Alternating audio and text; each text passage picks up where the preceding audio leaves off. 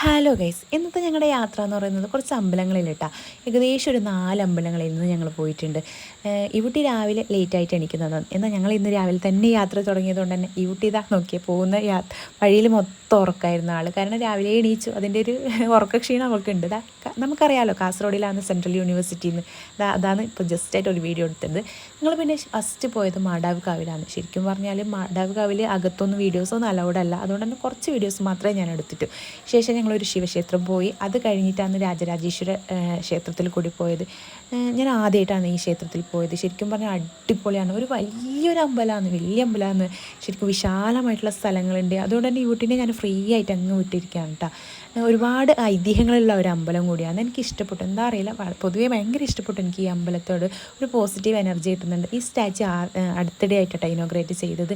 അത് കഴിഞ്ഞിട്ടാണ് ഞങ്ങൾ പറശ്ശിനിക്കടവിൽ പോയത്. ശരിക്കും പറഞ്ഞാൽ വെള്ളത്തിൽ മഴ കൊണ്ട് ഇത്രയും ബുദ്ധിമുട്ട് അനുഭവിക്കുന്നത് നമുക്കത് കണ്ണൂർ ജില്ലയിൽ പോയാൽ കാണാൻ പറ്റും കേട്ടോ. ശരിക്കും പറഞ്ഞാൽ വീട്ടിൻ്റെ അകത്തൊക്കെ വരെ വെള്ളം കയറി നിൽക്കുന്നത് കാണാം. പറശ്ശിനിക്കടവിൽ പോകുമ്പോൾ ശ്രദ്ധിക്കേണ്ട ഒരു കാര്യം എന്ന് പറഞ്ഞാൽ നമ്മളെ കണ്ണ് കൂടുതലും അട്രാക്ട് ചെയ്യുന്നത് ചന്തകളിലിട്ടില്ല. ശരിക്കും പറഞ്ഞാൽ അവിടുത്തെ ലൈറ്റിങ്സും എന്താണെന്നറിയില്ല, കുട്ടികളെക്കാളും വലിയവരെ കണ്ണായിരിക്കും അങ്ങോട്ടേക്ക് പോകുന്നത്. നല്ല രസമാണ്. ഞാൻ മൊത്തം അങ്ങോട്ടേക്ക് നോക്കി വീഡിയോസ് എടുത്തു. അതുകൊണ്ട് തന്നെ ഈ കുട്ടി അമ്മ ബോൾ ഇതൊക്കെ ഇങ്ങനെ പറയുന്നുണ്ടായിരുന്നു. അങ്ങനെ ഞങ്ങൾ മുത്തപ്പൻ്റെ നടയിലെത്തി. പറശ്ശിനിക്കടവിൽ പുഴ കവിഞ്ഞൊഴുകുന്നുണ്ട് കേട്ടോ. അകത്തൊന്നും വീഡിയോസ് അലൗഡ് അല്ല. അതുകൊണ്ട് തന്നെ പുറത്തുനിന്ന് കുറച്ച് വീഡിയോസ് എടുത്തു, ഫുഡ് കഴിച്ചു.